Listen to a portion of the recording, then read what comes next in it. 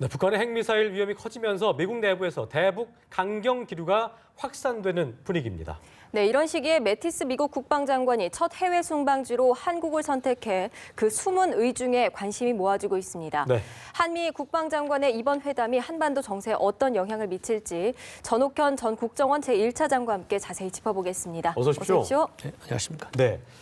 자, 군인 중에 군인인 것 같습니다. 매티스 미 국방장관이 취임 이후에 처음으로 해외 순방지 한국을 선택했는데요. 일단 그 의미부터 좀 짚어볼까요? 어떤 의도인지? 예, 그 의미를 한 두세 가지로 압축해서 말씀을 드릴 수가 있는데 네네. 첫 번째로는 현재 그 북한의 핵과 미사일 위협이 그 어느 때보다도 굉장히 높아지고 있다. 이런 상황에서 이 북한의 핵 미사일 위협에 대해서 강력한 연합 방위 태세를 다시 한번 확인할 필요가 있고 예. 또 그런 위협의 인식에 대 있어서 한미 양 고위 당국자들이 공유할 필요가 있지 않느냐 이런 게 있고 두 번째로는 이제 우리 국내 탄핵 정국 그다음에 조기 대선 정국과도 연결돼 있다고 봅니다. 왜냐하면 통상 이제 미국의 그 새 대통령이 취임하면 예. 가능한 빠른 시일 안에 우리 한미 정상회담이 열려가지고 예. 한미 동맹 체제가 얼마나 확고한지를 서로 정상이 약속을 해서 이 양국 국민은 물론이고 국제사회에 이제 밝혀주지 않습니까? 예. 한반도 안정을 위해서. 예. 근데 이번에는 이제 현재 탄핵 국면에 있기 때문에 우리 그 대통령과 미국 대통령과의 한미 정상회담이 제가 보기에 아무리 빨라도 후반기 정도가 되지 않을까.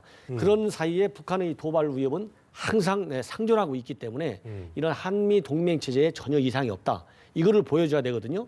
그렇기 때문에 이번에 이제 그 미국 국방장관이 올 때 트럼프가 뭐라고 그랬냐면은 한미 동맹은 가장 중요성을 가지고 있다. 이거를 한국 정부에 분명히 전달해달라 이렇게 당부까지 했거든요.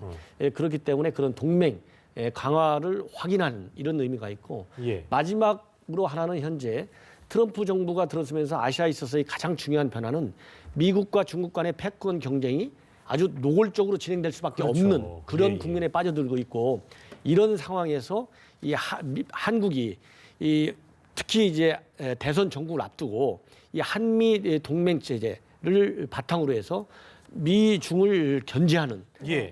즉 미중 패권에서 이제 미국의 입장을 말하자면 적극적으로 반영해주는 이런 노선을 쳐야 되는데 미국 정부 입장에서는 이게 불안하다. 예. 그렇기 때문에 미중 패권 경쟁에 있어서의 한미 동맹 관계 또 한미일 삼각 협력 체제를 굳건히 해가지고 예. 아시아 중시 정책이 오바마에 이어서 더 강하게 진행될 수 있다. 이런 거를 보여주려는 취지가 있다고 봅니다. 알겠습니다. 예. 자, 또 오늘 매티스 국방장관이 타고 온 비행기도 의미심장하다고 그러게요. 하더라고요. 뭐 별칭이 심판의 날 항공기고요. 핵 반격을 명령하기 위한 비행기라고 알려져 있습니다. 네. 자, 이 비행기를 타고 온 의도도 있을까요? 의미가 있을까요? 예, 이제 다른 때보다도 앞에서 이제 말씀드린 대로 네. 이 북한에 대한 어떤 이 한미 양국의 연합 이런 방위 태세를 보여주는 것도 중요하지만은 미국의 어떤 강력한 응징 의지를 보여줄 필요도 있거든요. 그렇기 때문에 이번에는 예외적으로 이 이제 군용기를 타고 오면서 이 착륙 장면을 이렇게 보여줬어요. 예. 그런 측면에서 다르고 특히 이 항공기의 특징은 이 지상군 사령부가 예를 들어서 유사시에 작동할 수 없을 정도로 심각한 그런 그 전쟁 예. 상황에 빠져 있을 때 미국의 대통령이라든가 국방장관 또 합참의장 이런 미군의 그 최고 지휘관들이 이 비행기에 탑승을 해가지고 핵 반격 능력을 개시하도록 지휘할 수 있는 그런 아주 최첨단 시설까지 갖춰지는 항공입니다. 그렇기 때문에 일종의 이 항공기를 통해서도 대북 무력 시위를 하고 싶어하는 미국의 의지가 깔려 있는 게 아닌가 이런 생각이 듭니다. 네, 어쨌든 뭐 쉽게 얘기해서 좀 위험을 보여준 것도 있고 그 북한 측에다가 허튼 생각하지 마라 이런 어떤 경고성의 메시지도 있다고 볼 수 있겠네요, 그죠? 그렇죠. 이제 예. 북한의 오판 가능성을 최소한도로 좀 방지할 알겠습니다. 필요가 있다는 것을 보여준 것이죠. 네. 자, 오늘 그 두 사람의 회담이 굉장히 궁금해졌는데요. 주요 의제 중에 하나가 이제 사드 배치였는데 올해 중에 이제 배치를 하겠다, 재확인을 했다고 하는데 오늘 어떤 내용이 주로 좀 다뤄질까요? 예. 제가 보기에는 이제 자세하게 이제 보도가 되겠습니다만은 네네. 가장 큰 것 중에 하나는 북한의 어떤 핵 미사일 위협에 대응하는 어떤 수단을 확보할 것이냐.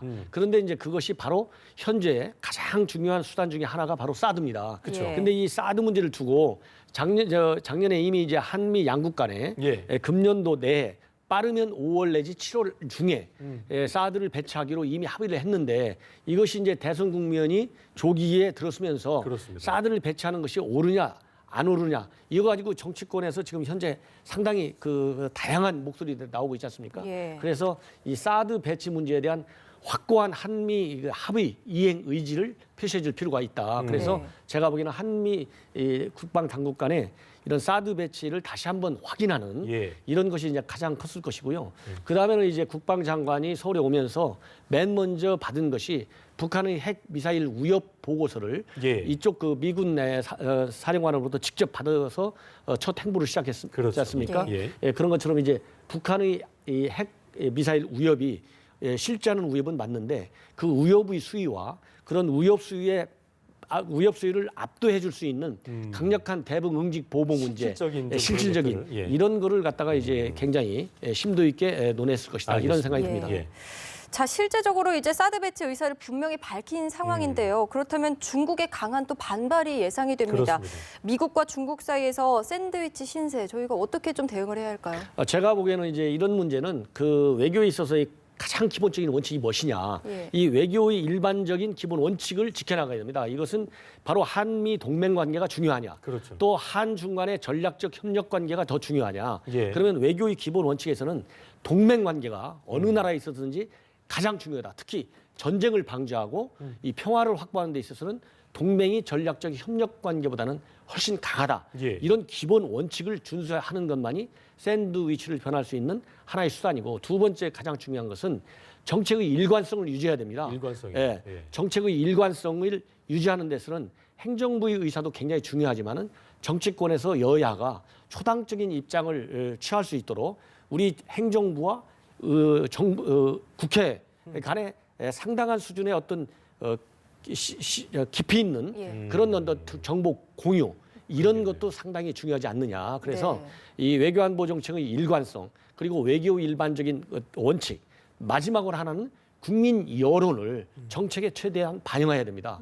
지금 현재 사드 문제와 관련해서는 현재 국민의 한 60% 정도가 초기 단계에서 한 70% 이상이 지지했는데 요즘 대선 국민에서 사드 문제가 상당한 논쟁이 붙음으로 인해 가지고 조금 지지율이 빠진 걸로 나타나 있는데 아직도 60% 수준을 유지하고 있고 한 40%가 사드가 필요 없다 이렇게 하고 있거든요. 그래서 이 여론의 지지가 많고 또 이 안보 정세의 급격한 변화가 있기 때문에 이런 정책의 일관성과 초당적 지지 이런 것도 굉장히 중요하지 않느냐 어쨌든 이럴 이런 생각이 때일수록 듭니다. 중국이나 미국에게 휘둘리면 안 된다는 얘기를 또 해주신 거죠. 그렇습니다. 이렇게 정부가 좀 더 의연하게 장기적인 그 안보 전략의 측면에서 이 사드 문제를 미 중간에 샌드위치가 되지 않도록 네.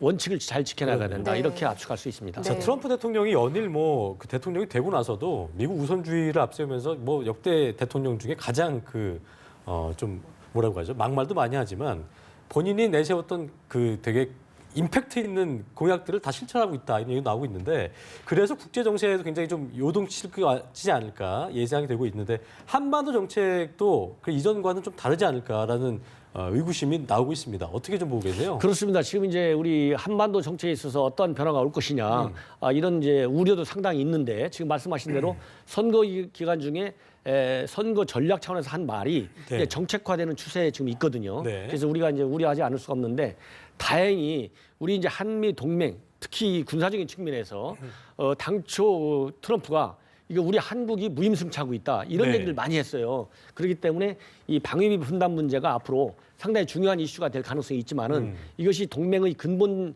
틀을 흔드는 정도까지 가지는 않을 것이다. 않을 것이다. 네, 왜냐하면은 우리가 이제 미국 우선주의를 얘기하면서 간과하고 있는 것 중에 하나가 트럼프가 우선주의를 해가지고 신고립주의 이런 거를 내세우지만은 또 하나 중요한 것은 바로 뭐냐면은 힘을 통해서 평화를 유지해 나가겠다. 네. 이것을 내세우고 있어요. 그래서 이 오바마 정부에서 예산이 부족했기 때문에 국방력 증강 계획이 뒤로 많이 후퇴했거든요. 그렇죠. 그런데 이런 힘을 통한 평화를 구현하기 위해서 국방력 삭감을 중단하고 국방비를 대대적으로 쓰겠다. 네. 이런 거가 있기 때문에 이 한미 동맹을 강화하는데 우리 공정한 부담을 더 추구할 가능성 알겠습니다. 이런 것이 조금 이제 앞으로 동맹 관리를 해나가는데 네. 부담이 되지 않을까 이런 생각이 듭니다. 네. 예.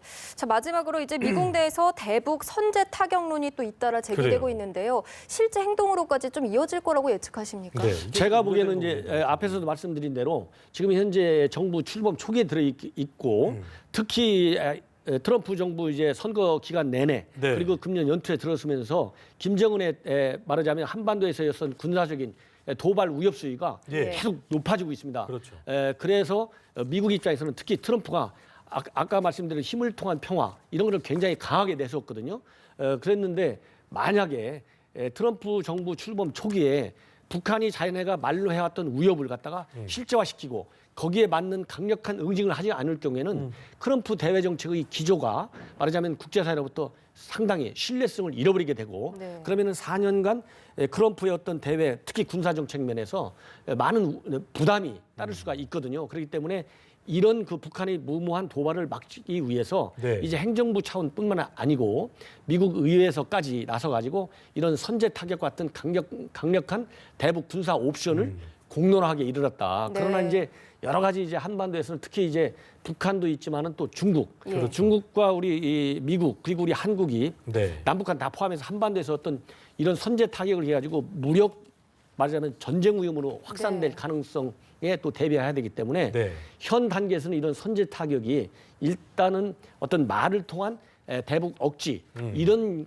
방안에 초점이 맞춰져 있지 않을까 이런 생각이 듭니다. 네, 알겠습니다. 자, 오늘 말씀은 여기까지 듣겠습니다. 지금까지 전옥현 전 국정원 제1차장이었습니다. 오늘 말씀 고맙습니다. 고맙습니다. 감사합니다.